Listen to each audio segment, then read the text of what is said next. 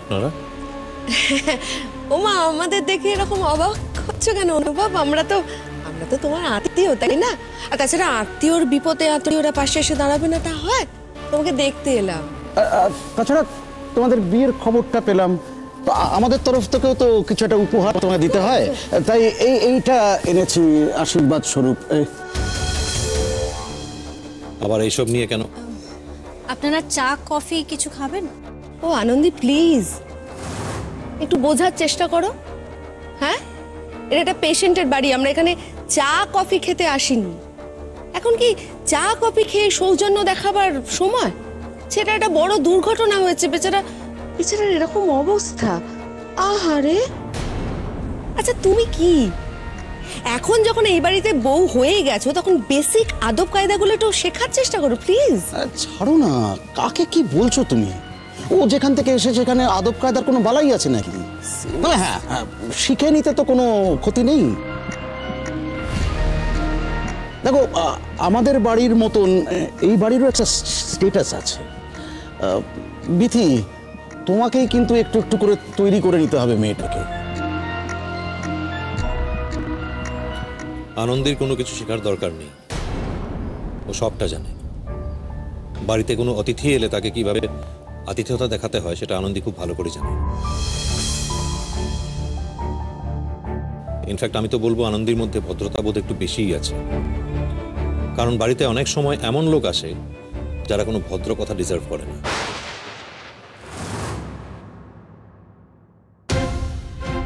তাদের যে চা কফি খাওয়ার কথা জিজ্ঞেস না করে সোজা বেরিয়ে যেতে বলতে হয়, সেটা আনন্দ জানে না।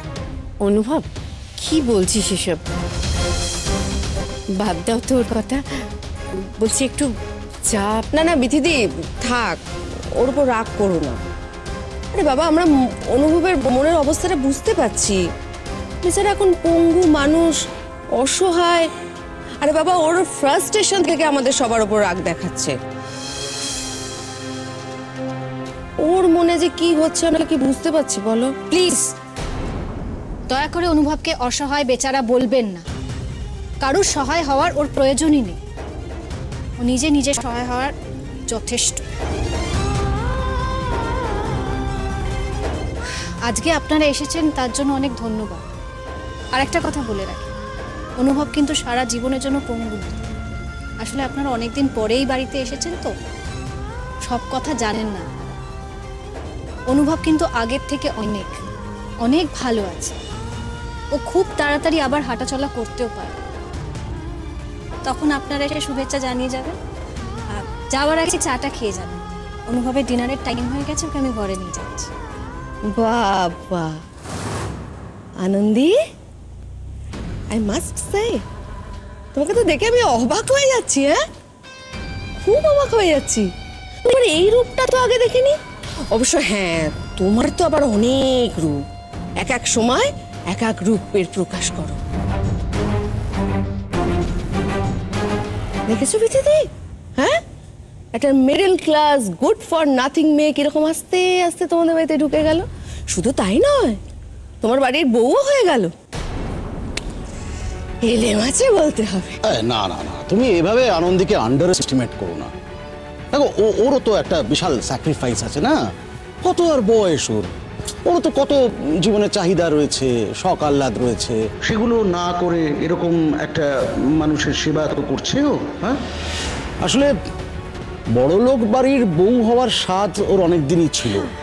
ফাইনালি সেটা পূর্ণ হয়েছে বলে হয়তো বেশি খুশি। আনন্দী, অনুভবকে নিয়ে ভেতরে যাও।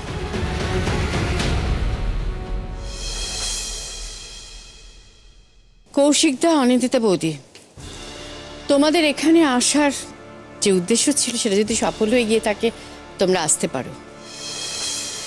তোমরা যে অনুভবের ভালো চেয়ে বা আত্মীয় হিসেবে ওর ভালো মন্দের খবর নেবার জন্য এখানে আসোনি, সেটা কিন্তু আমি বেশ বুঝতে পেরেছি। এবার এসো তোমরা। হ্যাঁ, কেন ওদের কথা এত গুরুত্ব দিচ্ছ তুমি? আচ্ছা, ওরা কি ডক্টরস? শুধু ডিমোটিভেট করতে এসেছিল। তোমরা যে হাত জোর করছো অনুভব, প্লিজ প্লিজ আমার কথাটা বিশ্বাস করো। তুমি তো ওদের খুব ভালো করে চেনো। পুরনো রাগ মেটাতে এসেছিল, আর কিছুই নয়। আমি ওদের খুব ভালো করে চিনিও না। ওদের মিথ্যে কথা শুনে, ওদের খারাপ কথা শুনে এটুকু বুঝতে পেরেছি ওরা কখনো কারোর ভালো চাইতেই পারে না, আর এখনো চাইছে না। আমাদের ভালোবাসা ওদের থেকে অনেক অনেক বড় অনুভব, আর সেটাই জিতবে, তুমি দেখো।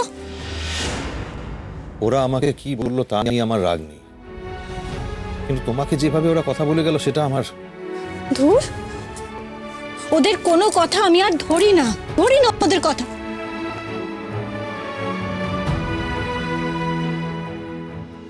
তুমি আমার কথা ভাবছো?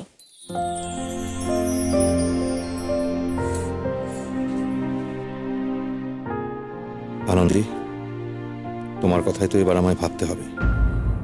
অনেকটা দেরি হয়ে যাওয়ার আগেই আমাকে কিছু একটা করতে হবে তোমার জন্য। স্বার্থপর না হয়ে এবার তোমার কথা আমায় ভাবতে হবে।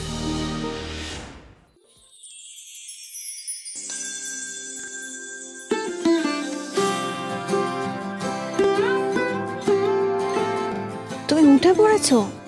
হুম। আমার ডাকলে না কেন? ঘুমিয়ে থাকা অবস্থায় তোমার দিকে তাকাতে ভালো লাগছিল তাই। মোটেই না, আমার দিকে তাকিয়ে থাকতে তুমি এতটুকু ভালোবাসো। আজকে তোমার একটা ইম্পর্টেন্ট মিটিং আছে না? আছে তো, কিন্তু তোমার থেরাপিস্টের কাছে যাওয়ার আগে আমি ঠিক ফিরে আসবো। না, তুমি আসবে না। নিজের কাজের ক্ষতি করে তুমি একদম আসবে না। সেটা হয় না অনুভব, থেরাপিটা করানো দরকার, ডক্টর বারবার বলেছেন। তাও আসবে না। নিজের কাজটাকে এরকম ভাবে অবহেলা করবে না, তাহলে কিন্তু আমি আমার মনে শান্তি পাবো না। মনে হবে আমার জন্য তোমার কাজের ক্ষতি হচ্ছে। আচ্ছা ঠিক আছে, তাহলে তুমি কথা দাও যে তুমি পিসি বা বাবার সঙ্গে ক্লিনিকে যাবে। আচ্ছা ঠিক আছে, যাবো, কিন্তু একটা শর্ত আছে। কি শর্ত? আমি তোমার কথা শুনবো, বিনিময়ে তোমাকে আমার একটা কথা শুনতে হবে। কি কথা? সেটা তুমি ফিরে এলে বলবো আমি, কিন্তু প্রমিস করো আমি তোমাকে যেটা বলবো সেটা তুমি শুনবে এবং মানবে।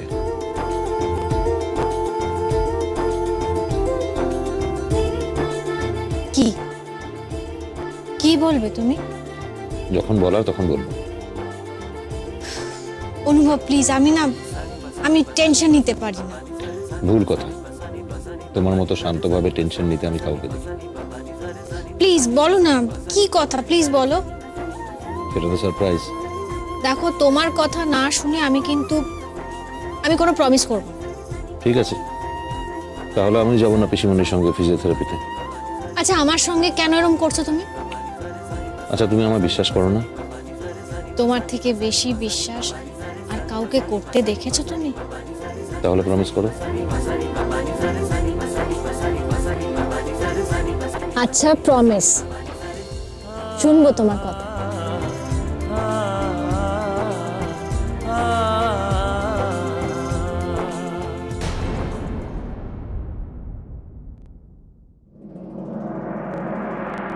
অনুভব,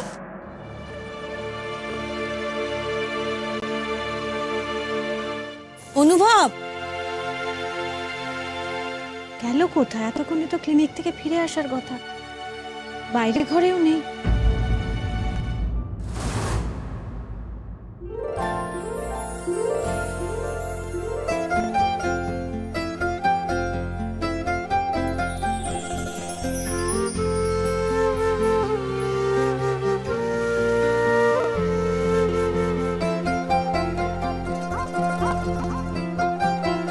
ও বাবা, তাহলে এইটা হলো তোমার সারপ্রাইজ?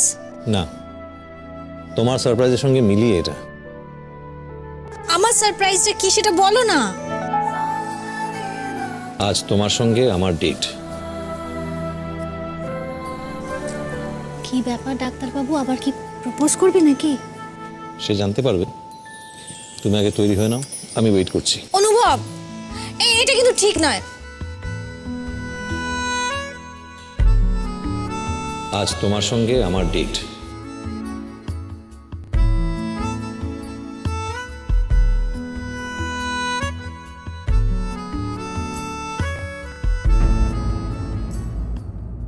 কি ব্যাপার, আজকে ছেলেটা আমার এত রোমান্টিক হয়ে উঠেছে?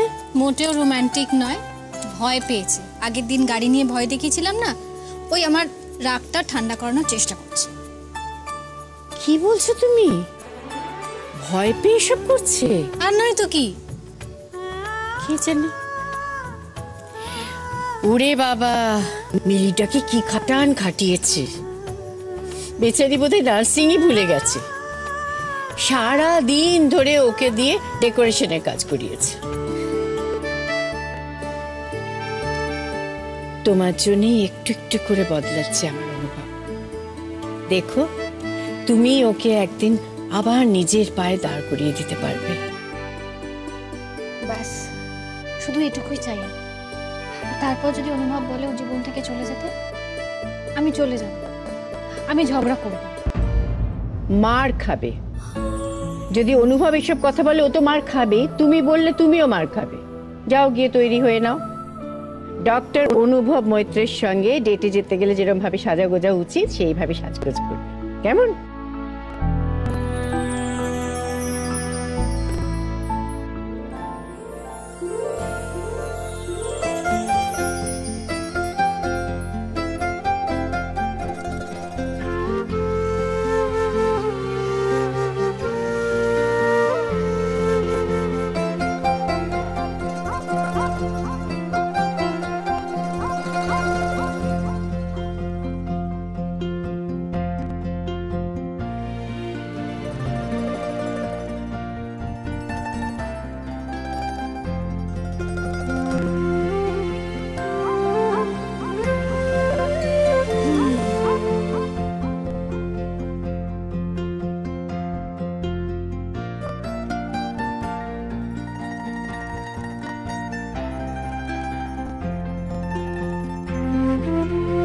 খুব সুন্দর সাজিয়েছো, মানতেই হবে ডাক্তারবাবু। তোমার রুচি কিন্তু হাই ক্লাস।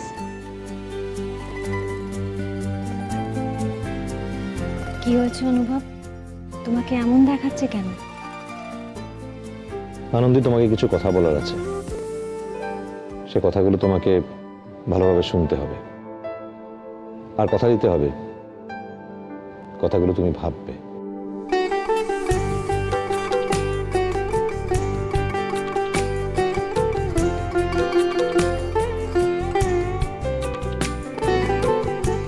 জানো আনন্দী, তুমি যখন আমার দিকে তাকিয়ে থাকো, তোমার এই সুন্দর বড় বড় চোখ দিয়ে শুধু আমাকে দেখো, তখন আমার নিজেকে খুব লাকি মনে হয়। আমার মনে হয় আমার জীবনেও একজন আছে যে আমাকে ভালোবেসে শুধু আমার দিকে তাকিয়ে থাকে। তুমি আমার চোখের ভাষা বুঝতে পারো? খুব বুঝি। I am so lucky to have you as my friend. আমার পরম সৌভাগ্য যে আমি আমার জীবনে তোমার মতো একজন বন্ধু পেয়েছি। আচ্ছা আনন্দী, তুমি আমাকে বন্ধু বলে মনে করো তো? কি মনে হয় তোমার? তোমার মনে আছে আমাদের প্রথম দেখা হওয়ার দিনটা? তোমার বাবার অ্যাক্সিডেন্ট হয়েছিল, তুমি হসপিটালে ছুটতে ছুটতে এলে, অস্থির হয়ে, ভয়ে, দুশ্চিন্তায়, আর আমি খুব রাগারাগি করেছিলাম তোমার উপরে। আচ্ছা, একটা কথা ভেবে দেখেছো আনন্দী, দুর্ঘটনা তোমার আমার জীবনে কতবার এসেছে, কত কিছু বদলে দিয়েছে আমাদের জীবনে, কত কিছু। তারপর সেদিন এনজিও থেকে ফেরার সময় গুন্ডারা হামলা করলো, তুমি আমাকে বাঁচালে, তুমি নিজে আঘাত পেলে। আর তুমি সেদিনকে আমাকে খুব বকেছিলে আমি হসপিটালে যেতে চাইনি বলে। সত্যি কথা বলতে, তোমার সেই বকুনি আমার খুব ভালো লেগেছিল।